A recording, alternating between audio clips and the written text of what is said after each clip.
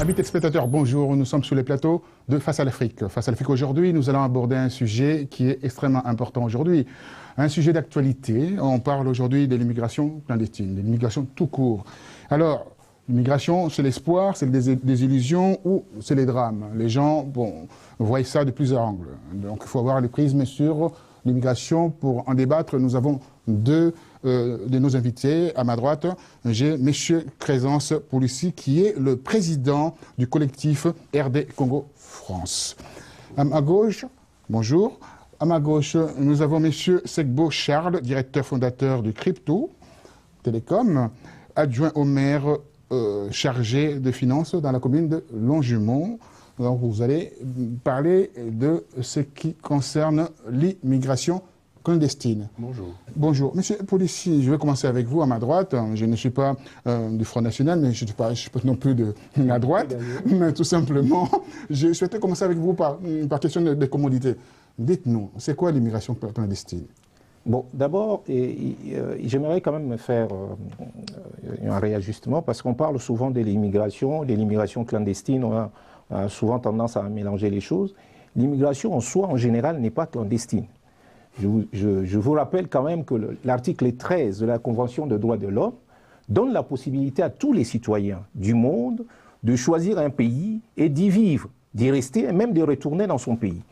Et cette convention est d'autant renforcée par l'article 3 qui donne la possibilité à tout citoyen du monde de chercher un bien-être. Donc, si on se base sur ce cas-là, l'immigration clandestine n'existerait pas, entre guillemets. Mais quand même, il faudra quand même qu'on sache qui est qui fait quoi, qui réside où. À ce moment-là, on a établi des règles d'entrée et des sorties dans un État et d'autres. Sauf que ceux qui ont aujourd'hui la possibilité de recevoir certaines personnes qui ne peuvent pas ou bien qui souffrent, ne jouent pas le jeu. Si vous prenez l'exemple de la France a fait un appel dans les années 60 de l'immigration maghrébine. Il a fait un appel au Maroc, vers l'Algérie. Le Sénégal également aussi. Le Sénégal également, oui, pour l'épauler au niveau de la France. Dans les années 70, nous avons eu le premier choc pétrolier. Et à partir de cet instant, le couple Chirac-Giscard, à cette époque, en 1974, décide de fermer les robinets. Sauf qu'en fermant les robinets, ils n'ont pas proposé l'alternative. Et à ce moment-là, qu'est-ce qui s'est passé? Les gens qui sont rentrés, les Maghrébins à l'époque qui sont rentrés, qui étaient jeunes, avaient quand même des familles, avaient des femmes, parfois des enfants qu'ils ont laissés de l'autre côté. Et automatiquement, cette immigration a créé une deuxième immigration qui n'était pas prévue, c'était l'immigration familiale. D'où, à cette époque, le gouvernement français a mis en place ce qu'on a appelé le regroupement familial. Donc vous voyez, lorsqu'on ferme des robinets et qu'on ne propose pas l'alternative, à ce moment-là, on crée une passerelle qu'on appelle soi-même l'immigration clandestine. Mais rappelons-le, l'immigration n'est pas une exclusivité des Africains, comme on dit. D'ailleurs, je vais vous rappeler une anecdote. Dans les années 1400, 15e siècle... Vous allez loin. Oui. Lorsqu'il y a eu le premier contact entre le roi Nzingakuvu, le roi du Congo, et le roi du royaume du Congo... Avec un cas. Avec le portugais, aujourd'hui, on essaie de nous raconter que l'immigration, à l'époque, lorsqu'on appelait, on ne l'appelait pas encore l'immigration à l'époque. Mais par contre, les Portugais sont venus en Afrique. Ils n'étaient pas venus... En conquérant. Pas encore en conquérant à ce moment-là. En collaborateur pour des commerces à ce moment-là. Parce que lorsqu'ils sont arrivés, ils ont trouvé le roi. Ils ont fait un deal avec le roi. Le roi leur a dit, moi je suis ouvert à ce que les Portugais viennent nous montrer ce que vous savez faire. À l'époque, ils n'étaient pas encore conquérants. Ça, c'était le premier contact. Mais figurez-vous, quelques années après, il y a eu une forte immigration des Portugais vers l'Afrique. Ça, on n'en parle pas. Ça, on n'en parle pas. Ouais. Même vous êtes prolixe, hein, donc, et vous donnez des dates, ce qui est extraordinaire. D'ailleurs, vous rentrez dans l'histoire. Vous êtes un anthropologue, là, on voit à travers ce que vous dites. Mais, monsieur Segbo, quand on voit ce que M. Poulissi vient de dire, vous êtes adjoint au maire, comment voyez-vous l'immigration, les aspects, le bienfait de l'immigration aussi? Comment on stigmate les immigrés aujourd'hui, on s'est dit, et donc c'est le bouc émissaire. Je ne dirais pas ça comme ça. Moi, je dirais qu'il y a Le rappel historique est parfait. Merci de l'avoir fait. Je l'aurais fait volontiers, mais très très bien fait, merci. Oui, très bien, d'ailleurs. Et par contre, ce qu'il faut bien voir, c'est qu'à partir du moment où vous avez des États, les États ont des règles. Et quand les États ont des règles, il faut les respecter. Lorsque les gens veulent ils ont le droit de se déplacer, de s'installer, d'aller, mais dans le respect des règles qui sont définies dans chaque pays. Quand on parle, effectivement, on pense que l'immigration n'a lieu qu'en Europe. Non. Les pays africains reçoivent aussi de l'immigration. Les premiers vrais mouvements de migration, c'est en Afrique, c'est interafricain avant d'être vers l'Europe. Et dans l'histoire, il n'a pas été rare de voir que certains de nos États, tout en étant sur le continent africain, ont fait des rafles pour envoyer les gens chez eux parce qu'ils sont des immigrés clandestins. L'Angola l'a fait il n'y a pas longtemps, l'Afrique avec la RDC. La RDC, le tout Gabon. Tout en foulant au pied, bien entendu, les règles de droits de l'homme. Des droits de l'homme. Le Gabon l'a fait encore récemment. Il y a d'autres pays, les pays du Maghreb le font régulièrement, mais c'est étouffé. Donc, clairement, je dis, aujourd'hui, la vraie question qu'il faut se poser, c'est comment on fait pour respecter les règles quand on veut se déplacer et utiliser tout ce qui est permis par les droits de l'homme, par la Alors, tout ce qui est permis. Aujourd'hui, il y a des lois permissives, il y a des lois très difficiles, scélérates, si on veut, pour essayer de montrer du doigt, indexer l'immigré, ou bien de dire, tiens, c'est des bons immigrés et l'autre, c'est un mauvais immigré. Oui. Alors, les mauvais immigrés, c'est les migrants aujourd'hui qu'on voit, avec plus de 120 000 personnes qui ont traversé l'année dernière. Pour vous, ça vous donne quoi comme image ? C'est la souffrance de l'Afrique qui traverse vers l'Europe. Oui, c'est la souffrance de l'Afrique qui traverse vers l'Europe, mais encore faut-il en connaître les causes. Parce que les causes, j'allais aborder, mais vous pouvez aborder, puis oui. on débat directement. Oui, parce que en fait, l'immigration a plusieurs figures, plusieurs faces. La première immigration est quand même une immigration économique, il faut le dire. Les gens doivent quitter chez eux, doivent se déplacer, parce qu'ils ont envie quand même de chercher un bien-être ailleurs. C'est là, on ne peut pas... D'ailleurs, souvent, cette immigration économique est provoquée par ceux-là même qui aujourd'hui se plaignent de cette immigration. Pour vous dire donc, voilà. le pompier pyromane, en fait. Pyromane, effectivement. C'est qu'il y a quand même un rapport avec l'immigration politique. Hein. On a aujourd'hui, si je prends l'exemple typique de ce qui s'est passé, ce qui se passe en Érythrée actuellement. En 2009, le président Muammar Kadhafi, à l'époque, avait proposé, en se cherchant une certaine virginité, avait proposé aux Italiens à l'époque de pouvoir juguler l'immigration via la Libye. Il faut savoir que la Libye, de par sa position, avait fait un appel à l'époque aux Africains, à l'immigration africaine, parce que la Libye avait besoin de main-d'œuvre. Alors, beaucoup de nos frères africains sont partis en Libye travailler. Donc, vous voyez qu'à cette époque, il y avait quand même la possibilité d'aider la Libye à pouvoir juguler cette immigration qui passait par la Libye.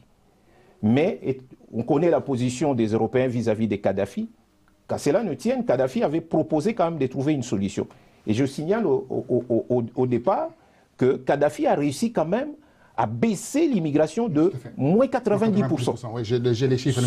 Sauf que l'Union européenne, à l'époque, en a profité. Il a proposé au colonel Kadhafi de pouvoir mettre en place, sur place, un centre d'accueil pour pouvoir gérer les réfugiés politiques et économiques qui arrivaient à partir de la Libye. Sauf que la Libye n'a pas signé la convention de Genève.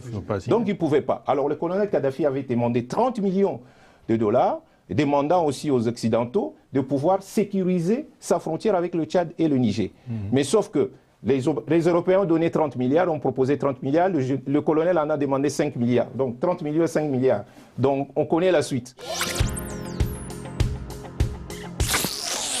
Je vais rester sur l'Érythrée. L'Érythrée, aujourd'hui, l'opposition érythréenne, maintenant, est en train d'indexer la communauté internationale, surtout l'Union européenne qui a proposé, qui a donné d'ailleurs une subvention de 320 millions de dollars pour pouvoir juguler et essayer de contenir l'immigration. Alors, on dit que cet argent-là sera utilisé pour la répression encore de la dictature en place. Alors, vous allez intervenir par rapport à cela. Donc, on paye pour protéger le dictateur. Oui et non. Moi, je dirais qu'il faut quand même prendre un peu de recul par rapport à tout ce sujet-là. C'est vrai que Kadhafi a été un vrai tampon. Pour autant, pour autant, l'immigration n'a jamais cessé. N'a jamais cessé. Et pourquoi les gens de l'Érythrée, pourquoi les gens d'autres régions qui sont en guerre partent? Parce qu'il y a de l'insécurité. Tout simplement parce qu'il y a de l'insécurité. Et deuxièmement, surtout parce que les pouvoirs en place ne donnent pas l'occasion aux gens de s'exprimer librement et d'entreprendre librement en Afrique. Je crois que... C'était à cause de démocratie. Mais bien sûr, c'est ça, démocratie. Les causes, en fait. Moi, je dirais qu'il faut que nous, les Africains, nous commencions d'abord par regarder devant notre porte avant de toujours chercher la faute chez les autres. Comment est-ce que vous voulez qu'un continent qui a autant de ressources, qui a une jeunesse qui vit bien, qui grandit, on a la plus forte croissance au monde. 5,7%. 5,7%. On a une démographie qui suit cette croissance-là. En 2050, 2 milliards d'habitants. 2 milliards d'habitants.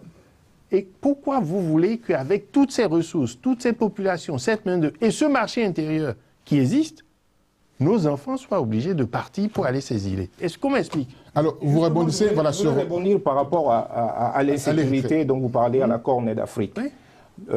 Pour Somalie, Érythrée, etc. Pour faire partir Kadhafi, on sait que l'OTAN ne pouvait pas intervenir au sol. L'OTAN ne pouvait intervenir que par voie aérienne. Oui. Mais pour avec combattre, la résolution voilà. 1973, 71, 10, 11 et 13. Pour combattre Kadhafi, il fallait les gens qui connaissent le terrain. Oui. Alors on a été recrutés, ça tout le monde le sait, les islamistes un peu partout, sur la Corne, en Érythrée, etc., qu'on a surarmés. Bien sûr. Mais une fois que Kadhafi est tombé, ces gens-là ont gardé leur butin de guerre. Ils ont déstabilisé le Mali, l'Érythrée actuellement, la Centrafrique et peut-être bientôt au Congo. C'est ce qui crée l'insécurité. Vous êtes gentil de donner seulement ces pays-là. Oui, mais il y a encore. Voilà. Et c'est ce qui crée l'insécurité. C'est cette insécurité qui fait que, vous l'avez bien souligné, que la Libye est un tampon à l'époque de Kadhafi. L'absence de Kadhafi fait maintenant cette passoire qui fait qu'aujourd'hui, vous vous rendez compte... La boîte des Pandore s'est ouverte. Exactement. Vous vous rendez compte, pour traverser un passeur des mondes, entre 1500 et 5000 $. Faites rapidement le calcul. Faites rapidement le calcul. Vous avez 100 personnes à passer. Combien? 60 000 l'année dernière. Voilà. Si vous trouvez un... 60 000. Si vous trouvez par le maire. Hein. Exactement. Uniquement par le maire. 60 000. Donc si vous avez une centaine de personnes à passer dans une journée, faites le calcul, 100 personnes par 5 000 $. Si vous me trouvez un travail comme ça en France, je signe. En une année. Oui. C'est énorme. Ouais, voilà. C'est énorme. Donc c'est énorme. En fait, quand on voit cette immigration, on peut dire que les Occidentaux sont en train de créer autour d'eux une citadelle via le principe qu'ils ont mis en place en Pologne, ce qu'on appelle Frontex. Frontex, oui. Alors, avec ça, qu'est-ce que vous voyez? Vous voyez que l'Europe sera bien sécurisée avec leur protection, le protectionnisme, si on veut. La première leçon que nous devons tirer de cette immigration qu'on appelle l'immigration clandestine, c'est que les systèmes des frontières où on s'enferme ne marchent plus. Ouais. Ça, c'est clair. Alors, le problème des Frontex, c'est quoi? Ils veulent sécuriser la flotte maritime en y mettant des flottes qui vont récupérer des migrants pour les amener en mer, pour les amener dans un point déterminé. Sauf que là, vous faites un appel d'air. Vous créez justement une passoire, vous créez un boulevard. Que diront demain les passeurs? Ils vont dire, bah, écoutez, nous, on vous met dans la mer, on vous met dans la mer, ne vous en faites pas, de toute façon, vous serez récupérés. D'ailleurs, l'Angleterre, l'Allemagne ne veulent pas du tout de cette position-là. Ils sont en train de voir comment est-ce qu'il faut revoir Frontex. Autre chose, lorsque vous allez approcher ces gens-là, vous créez un climat de panique. D'ailleurs, on a vu il n'y a pas longtemps un chaloupier qui s'est renversé. Donc, franchement, c'est tout ce qu'ils proposent, mais qui ne peuvent pas marcher. Alors la solution par rapport à ça, on n'est pas dans la solution. Quand on regarde dans la politique en fait, de l'Union européenne, parce qu'il faut parler de l'Union européenne. Tout à fait.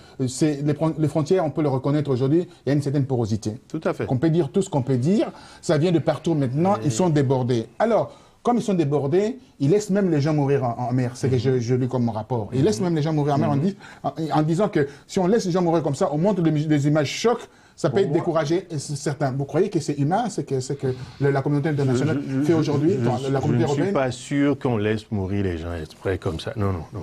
Moi, j'ai lu un rapport. Oui.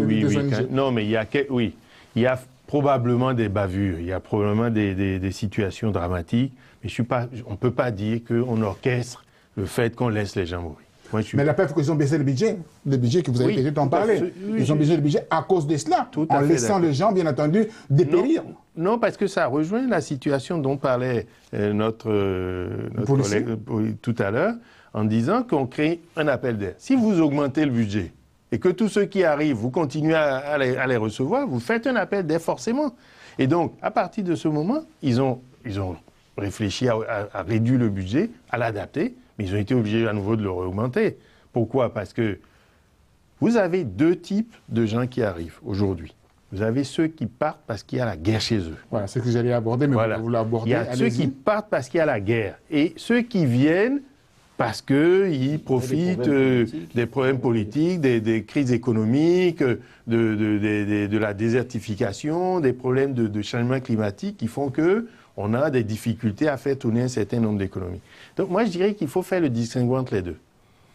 Ceux qui partent pour des crises vraiment, des violences de guerre, face à ça, vous ne pouvez pas ne pas apporter une solution. Alors, quand on voit le problème qui se passe aujourd'hui au Soudan du Sud, où on a voulu morceler le pays, on a mis une capitale Juba, on a mis un responsable politique qui ne gère pas le dialogue avec l'armée, les rebelles de l'autre côté. On regarde en RDC tout part en vrille, avec, bien entendu, l'aide de multinationales. On va au niveau de Mali, le Mali était plus ou moins, comme on dit, sécurisé. On peut citer des pays. Alors, ça profite à qui ces troubles, ces désastres, ces désordres? C'est très simple. Il y a une double lecture à faire. Il y a un protocole aujourd'hui qu'on appelle le protocole des Rabat, qui permet aux chefs de l'État de se mettre ensemble pour réfléchir. Ils ont réfléchi sur le cas, j'allais même aborder. Mais qui ne font rien. Quelque part, à qui profite le crime, c'est aussi simple que ça. Le fait de les envoyer chez eux et de dire, voilà, donnez-nous beaucoup plus de possibilités pour traiter ce problème, ne peut être que bénéfique aux chefs de l'État. Le fait d'envoyer indirectement ces messages à l'Occident, de dire, voilà, nous avons un problème chez nous, nous avons avec vous le problème des réajustements structurels. Si vous n'essayez pas... Le Fonds monétaire international qui a détruit en fait le tissu économique de beaucoup de pays. Si vous ne relâchez pas un peu, voilà, nous nous trouvons maintenant dans ces situations où nous sommes obligés de voir certains de nôtres migrer vers vous. Si vous ne voulez pas avoir cette situation, aidez-nous. C'est à peu près ça. Donc, alors, on peut considérer que c'est l'histoire de boomerang. La question est simple. Non. Et ils se mordent le doigt les Occidentaux aujourd'hui par rapport à cette histoire. Mais je ne crois pas, je ne suis pas certain, parce que... Ou bien ça profite aussi aux politiques pour dire que voilà, nous allons instrumentaliser... La première chose, c'est que ça profite aux politiques locaux. Ça, c'est clair. Il ne faut pas se cacher derrière son petit doigt. À partir du moment où vous ne mettez pas en place... Regardez, l'Afrique, c'est quand même le seul continent qui n'a pas connu la crise économique majeure que le monde a connu en 2008. Nous avons le problème des subprimes. Des subprimes. C'est le seul continent. Notre économie est restée à l'abri de ça. Deuxièmement, vous avez... c'est le seul continent qui aujourd'hui a de la croissance. Ailleurs, c'est 0%, c'est 1,5%. L'Europe, c'est 1,5%. La France, 1,2%. Les États-Unis, 3,3%. Le Japon, n'en parlons pas. Alors là, on nous fait le coup de la Grèce, on nous fait le coup de la Grèce, on nous fait le coup de la Chine, qui soit disant la Chine, ça ne s'arrête pas. Mais regardons bien les choses. Aujourd'hui, l'Afrique est quand même le seul continent qui peut donner pour nourrir. Il y a du soleil, on peut faire de l'énergie solaire, on peut... Donc, c'est tout un programme. Mais bien sûr. Et je dis, d'abord, ceux qui sont responsables, et il ne faut pas se cacher la face, c'est les dirigeants, gouvernants africains. Il faut qu'on arrête d'aller chercher chaque fois les erreurs chez les autres. Alors, j'ai les rapports d'Amnesty International, je disais, j'allais donner des ONG. Amnesty International tire la sonnette de l'alarme en disant qu'il y a plus de 1,5 million de gens qui essaient de partir, quitter l'Afrique chaque année, mais c'est une hémorragie. C'est un drame par rapport à cette matière première de l'être humain. Encore, ça, ce n'est que les estimations. C'est des estimations. On essaye de comptabiliser les gens qu'on a. Vous vous rendez compte? Quelqu'un qui part de la Côte d'Ivoire, qui passe par l'Algérie pour arriver vers la Libye ou le Maroc, si vous partez à 10, certainement qu'il n'y en a que 3 qui arrivent. Oui. Mais ces morts-là ne sont pas comptabilisés. Moi, je pense qu'il y a vraiment un sérieux drame. Malheureusement, aujourd'hui, les solutions existent. Alors, on va rentrer dans les solutions parce qu'il nous reste 10 minutes, parce que quand on parle des solutions, par définition, on a une vision assez élargie. Oui. Les politiques sont peut-être renfermés dans leur politique, alors ils oublient complètement de vraies réalités. Alors, comment trouver... Moi je pense que la première chose, il faut d'abord que les politiques changent les paradigmes de la réalité en Afrique d'abord. Et au niveau de l'Occident, il faudra qu'on essaye de voir l'Afrique comme cet terreau-là de la colonisation, qu'on traite l'Afrique aujourd'hui comme des vrais partenaires. Voilà. Parce que lorsqu'on impose, on continue toujours à imposer, et on voit ce qui se passe aujourd'hui au Burundi, avec les présidents qui veulent se maintenir au pouvoir, où la France parle, mais la France n'agit pas, les Américains mettent la pression, mais encore faut-il que... Donc, dès l'instant, on aura toujours cette image-là de prendre l'Afrique comme un terreau de colonisation, les choses ne bougeront pas. Je crois qu'aujourd'hui, il faut aller vers les changements radicaux des politiques en Afrique pour essayer de mettre en place des vraies politiques de migration, de vraies politiques de développement. Je citais Kadhafi il y a quelques minutes. Kadhafi a réussi quand même à créer cette dynamique de migration interafricaine. Je crois que... Un carrefour extraordinaire. Voilà, un carrefour extraordinaire. Je crois qu'un changement des politiques en Afrique, avec un vrai politique de développement, en développant des vrais pôles d'activité commerciale en Angola, en RDC, en Afrique du Sud, un peu partout, va donner justement cette possibilité de la libre circulation des individus en intérieur de l'Afrique. Ça serait déjà une première solution pour décourager ces migrants économiques qui veulent aller chercher ailleurs. Parce que si j'ai à manger chez moi, pourquoi j'irai chercher chez le voisin? Alors, Cécile, vous allez prendre la parole. Cécile Kyenge, qui est la députée européenne et ancienne ministre, qui a souffert aussi des problèmes. Oui, elle a souffert terriblement de ces problèmes d'immigration, parce que ça la touche personnellement. Elle est interpellée personnellement. Elle dit que je trouve déplorable, par exemple, que l'Union africaine puisse pas présenter de propositions concrètes, comme vous venez de faire par rapport à ça. L'Europe a ses responsabilités, mais les pays d'origine de migrants, Afrique, Moyen-Orient, ont aussi leurs responsabilités. Alors qu'est-ce que vous dites de les premiers responsables. Ils n'ont pas seulement leurs responsabilités. Pour moi, c'est politiquement correct. Ce sont les premiers responsables. Pourquoi et chaque fois qu'on a... Vous savez, moi, je dirais que la première chose, c'est de faire que nos concitoyens africains prennent conscience qu'ils ont leur destin en main. Vous ne pouvez pas continuer à chercher des solutions ailleurs. Il faut les chercher d'abord en Afrique. Première chose, en Afrique, et amener les gens à prendre conscience qu'ils ont la capacité de transformer leur environnement. Ça, c'est la première étape. Et pour faire ça, moi, je pense qu'il y a une étape majeure. Je dirais qu'il y en a 3. La première, c'est la maîtrise de l'énergie. Aujourd'hui, un des gros problèmes que nous avons en Afrique, c'est de maîtriser l'énergie. Nous n'avons pas assez d'énergie pour faire de l'industrialisation. Vous suivez l'ancien patron de l'IDI, hein? Ben oui, il a tout à fait raison. Deuxièmement, il faut qu'on a un marché intérieur qui est extrêmement productif, qui est extrêmement consommateur. Il faut qu'on transforme nos produits et qu'on commence à les consommer sur place.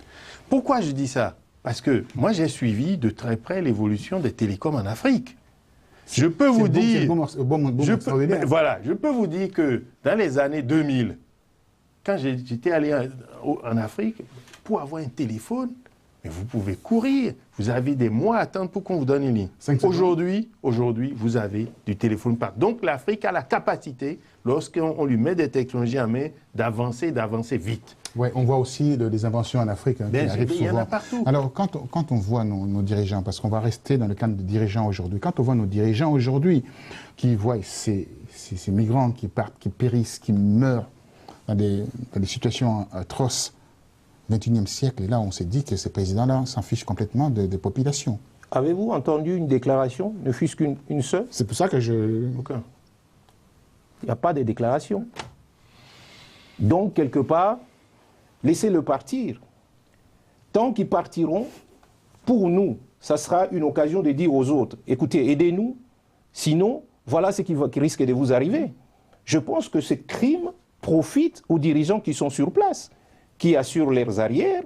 Allez savoir si parmi ces gens-là, vous trouverez une ou deux personnes de la famille de ces dirigeants. Qu'est-ce que vous voulez qu'on vous dise? C'est qu'aujourd'hui, il suffit tout simplement d'avoir le pouvoir, pas pour le peuple, et de se moquer complètement de ce qui peut se passer au niveau du peuple. Sinon, à quoi sert le protocole de Rabat que j'évoquais tout à l'heure? Alors, mais le protocole de Rabat, on le voit aussi, il y a eu aussi des rencontres au Sénégal par rapport à cette affaire aussi d'immigration. On a essayé, la CEDEAO avec ses 15 membres, vous faites partie du Bénin, originaire du Bénin. Oui, bien sûr. Bon, par définition, qu'est-ce que fait la CEDEAO par rapport à cette affaire? Moi, je dirais... Vous allez aussi parler de cette zone économique. L'Afrique centrale ou l'Afrique de l'Ouest, il y a cette zone. Alors, expliquez-nous. Moi, je dirais, aujourd'hui, le sujet est beaucoup plus vaste que ça. Pourquoi je dis ça? Parce que les migrations interafricaines ont toujours existé. Tout à fait. Toujours. Et n'ont jamais posé tant de problèmes que ça. Vous allez en Côte d'Ivoire, vous avez des Sénégalais, des Maliens, des Burkinabés qui sont en Côte d'Ivoire. Vous allez au Bénin, vous avez des quartiers entiers où c'est des Maliens, des Sénégalais qui sont là. Et en Centrafrique, c'est pareil, en Afrique centrale. Ça n'a jamais posé de problème. Ça veut dire quoi? Que le mouvement de population en Afrique a toujours existé et la coexistence s'est bien passée. Depuis que les États se sont constitués et que les dirigeants veulent venir quémander auprès de l'Occident pour dire on va vous lâcher les brides si vous ne donnez pas assez tout, c'est là où on commence à avoir des problèmes. Avoir des problèmes. Alors les problèmes là profitent ce qu'on appelle de charité business des ONG. Exactement. Alors ces ONG là frottent les mains aujourd'hui. On regarde par rapport à la rencontre il y a 3 ans, qu'on appelle la stratégie de Dakar, où il y a eu la conférence ministérielle où les Européens, les Africains sont retrouvés pour trouver les moyens enfin d'aider. En fait, il y a eu des ONG ont récupéré des mannes extraordinaires. Alors, comment la raison d'être des ONG est très simple. L'aide au développement existait toujours. L'humanitaire existait toujours. Mais sauf que cette aide au développement, cette aide à l'humanitaire allait dans les poches de nos dirigeants. Aujourd'hui, on se dit, voilà, on veut bien vous aider, mais à condition qu'on vous envoie nos propres ambassadeurs qui vont gérer sur le terrain. À qui la faute? C'est la faute aux dirigeants africains. Même lorsqu'il s'agit d'aider dans l'humanitaire, cet argent-là est dilapidé. D'où aujourd'hui la présence des organisations internationales. On ne peut pas blâmer les organisations internationales. Heureusement qu'ils sont là. Et est-ce que l'Afrique a vraiment besoin des organisations internationales? Non. L'Afrique a besoin de bien vivre. Voilà ce que les gens demandent. Les gens demandent de bien vivre. Ils n'ont pas besoin d'être soutenus ou d'être assistés. Alors ça, c'est le rôle de l'État. Quand l'Union européenne dit, par rapport à la République démocratique du Congo, que nous avons octroyé des milliards et la moitié de cette somme c'est volatilisé. Pourquoi vous parlez que du Congo? Non, mais je donne parce que c'est son pays aussi. Je vous donne l'exemple du Bénin. Le Bénin, il y a comment il s'appelle, les Pays-Bas qui ont donné de l'argent pour faire de l'adduction d'eau dans les écoles. L'argent a disparu. Au Bénin. Là où il y a le président... L'argent a disparu. Alors, Bénin, pour terminer rapidement, vous allez répondre à ça rapidement. Non. Alors, vous avez quelqu'un aujourd'hui à la tête du pays, qui est le Premier ministre. Lionel Zinsou. Oui, vous pensez... Oui, c'est une très bonne... Moi, je trouve que c'est bien. C'est une bonne chose. C'est un mot... C'est pas vraiment le débat pour pouvoir régler les choses de migration. C'est-à-dire qu'on va régler que les gens vont rester chez eux. Juste 2 mots. Je dirais que j'ai même fait un article sur mon blog qui est vraiment très, très significatif. Je dis, l'hirondelle ne fait pas le printemps, mais quand même. Mais quand même, parce que pour moi, c'est un signal majeur que beaucoup d'Africains de la diaspora peuvent rentrer en Afrique et commencer à travailler. Alors donc, et pour finir, pourquoi? Parce que, quoi qu'on dise, il y a quand même des choses bien qui se passent en Afrique. Alors donc, on vous impose des gens parce que vous êtes des incompétents? Non, je ne dirais pas ça. Pour réguler les choses. L'incompétence est peut-être dans la tête de ceux qui y pensent, ceux qui le disent. Quelque part, j'ai ouï dire que dans un certain pays dont je ne citerai pas le nom, qu'on avait une crise des compétences. Je crois que lorsqu'on reconnaît soi-même qu'on a une crise des compétences, c'est qu'on est incompétent, parce qu'on ne voit pas les compétences qui sont ailleurs, par-ci, par-là. Parenthèse. Ça vous a irrité en fait? Oui, mais ça c'est une autre histoire. Je préfère ne pas répondre parce que je suis congolais, je ne me sens pas incompétent. Bien sûr que l'État aujourd'hui est entre les mains des incompétents. L'État aujourd'hui tourne comme une espèce de polyclinique avec des faux médecins. C'est ça qui est dangereux, parce que vous savez, le savoir est une pharmacie. Lorsque vous ne savez pas, vous faites un faux diagnostic, donc vous mettez toute la population en danger. Imaginez un État sous forme d'hôpital avec des faux médecins, donc avec des faux diagnostics, donc des faux traitements. Le médecin reconnaît, parmi un de ces médecins, reconnaît quand même que l'hôpital a des faux médecins qui n'ont pas d'incompétence. Je crois qu'il porte la responsabilité.